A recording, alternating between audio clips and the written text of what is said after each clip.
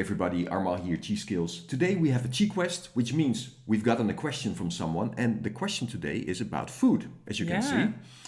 We've got everything out of the cupboard, out of the fridge that we had, and we just threw it on the table. The question is, can you explain and talk about the temperature of food in relation to 5-element food, right? Exactly. So I'm glad to introduce an expert here, Didi. Let's explain that.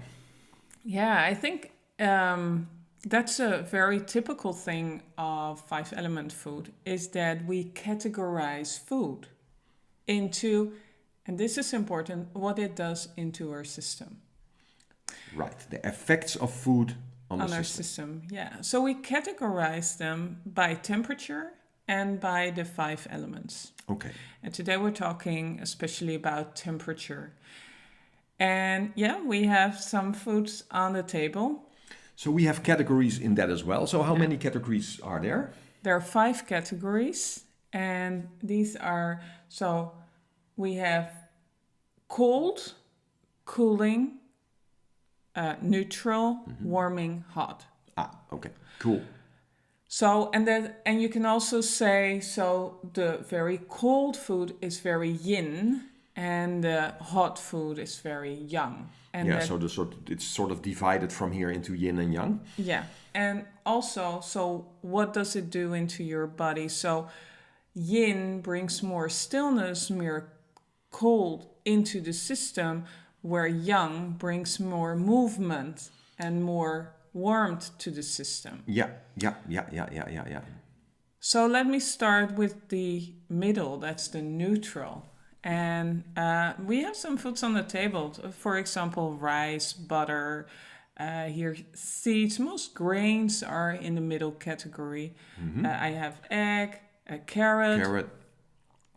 And these are all very nurturing foods. It's where you build your meal around normally.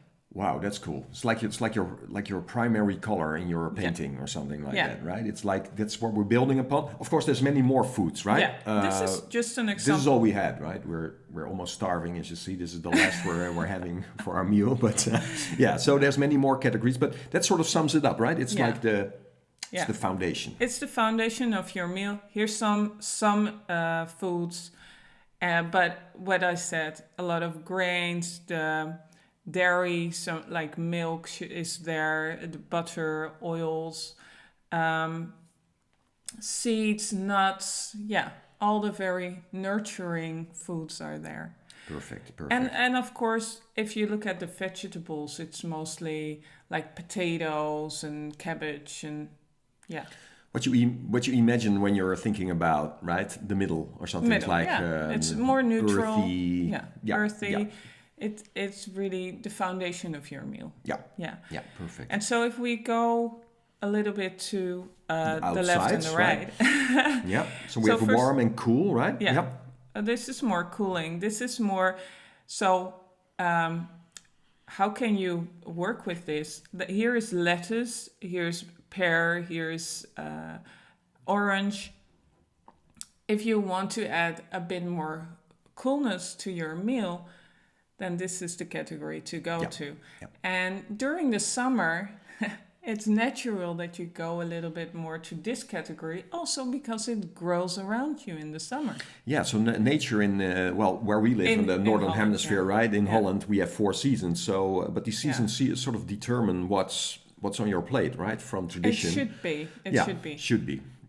We'll get into that in a minute. Yeah, but it should be. Yeah. It should be. Yeah, so... and during the colder seasons, you add a little bit more of the other category, which is a little bit more warming. So we see onion, right? Yeah, but pumpkin is there. Most herbs are there as well. I put coriander there, all the dried herbs. So vinegar, right? Vinegar is there.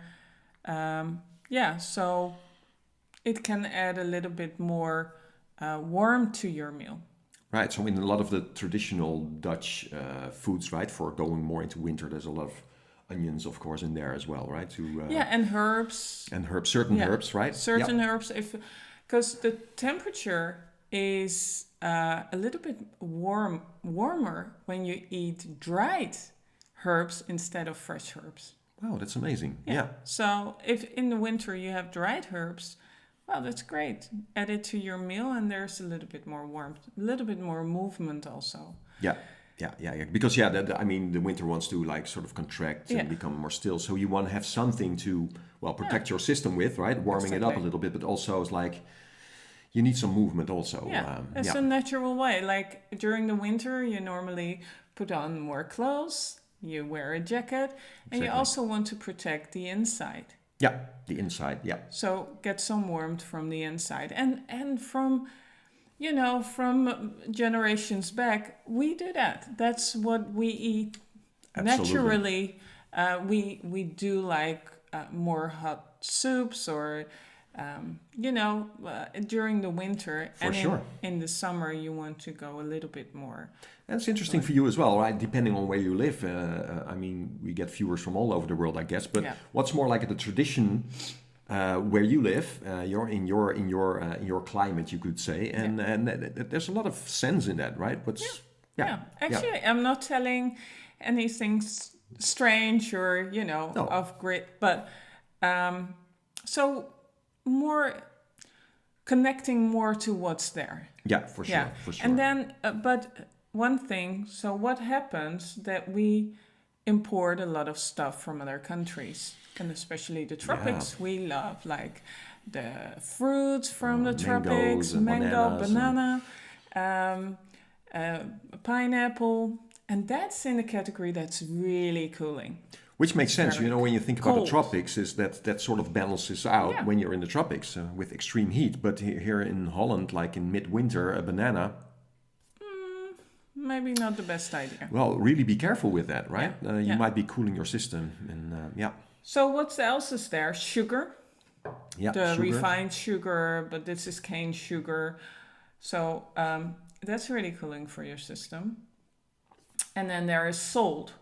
Well, you may use salt in most meals, but just a very tiny little bit. Yeah.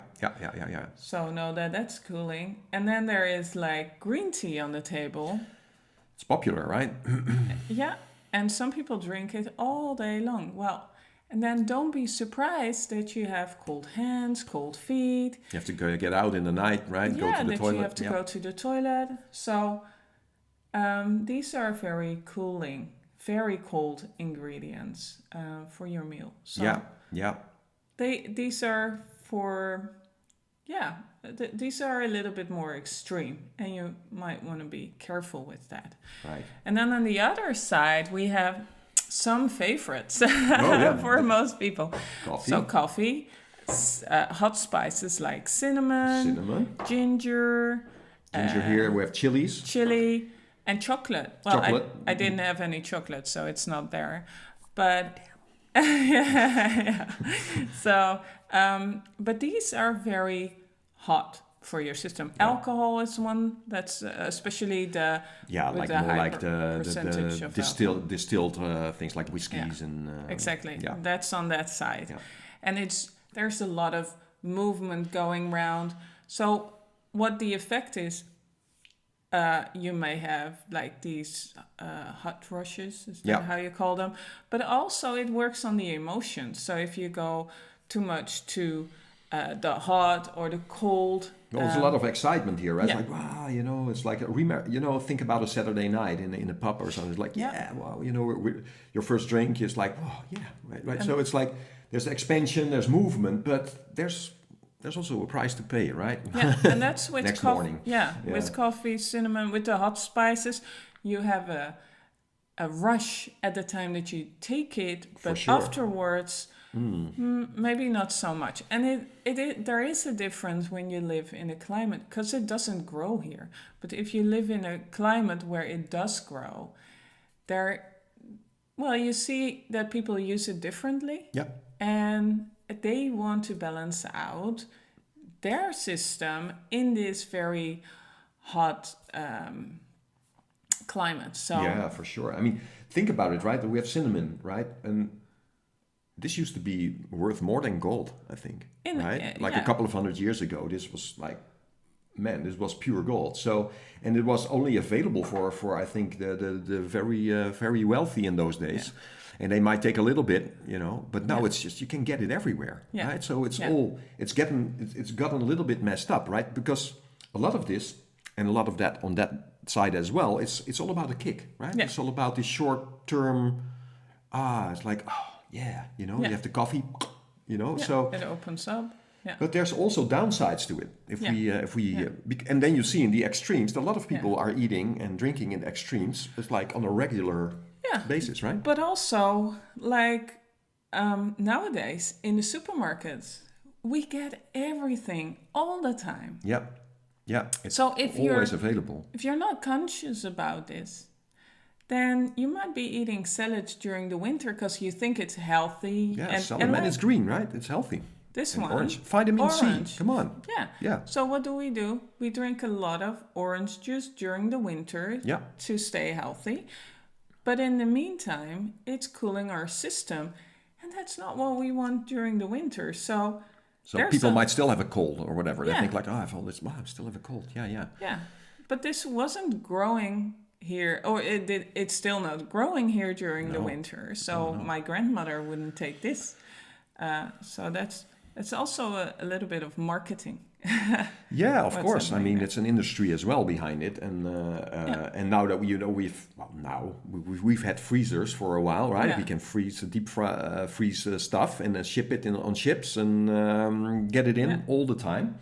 Yeah. So if you really look at the traditional foods we're using, I mean, looking at the vitamin C, we're like, we need that for the winter. It's good, right? Yeah, but traditionally, if you look at kale, which is growing here in the wintertime, it's got more vitamin C than an orange, right? So people sort of, I don't think they knew it contained vitamin C, but just from generation to generation, it made sense to eat that because they had to work on the land. They had to make sure they go fishing. These people needed to, it was there. So there's more. Yeah, it's your medicine. Yeah. Right? And that's it. Yeah. And so much more connection with their food. Yeah. So, yeah. Exactly. So, hope this was helpful. Next time we're going into the categories of the 5 elements. But this is, Yeah, I hope this sheds some light on maybe what you're eating and what you're drinking. And maybe, looking at some of the, disbalances that there can be, right, from that. And if you have any questions, please send them to info@cheeskills.com. Or maybe in the comments, it's also fine, right? But if you're just listening on your iPhone or whatever, then just do that on info@cheeskills.com. Okay. Cool. Oh, that was great. Yeah. Thank you. Okay. Bye.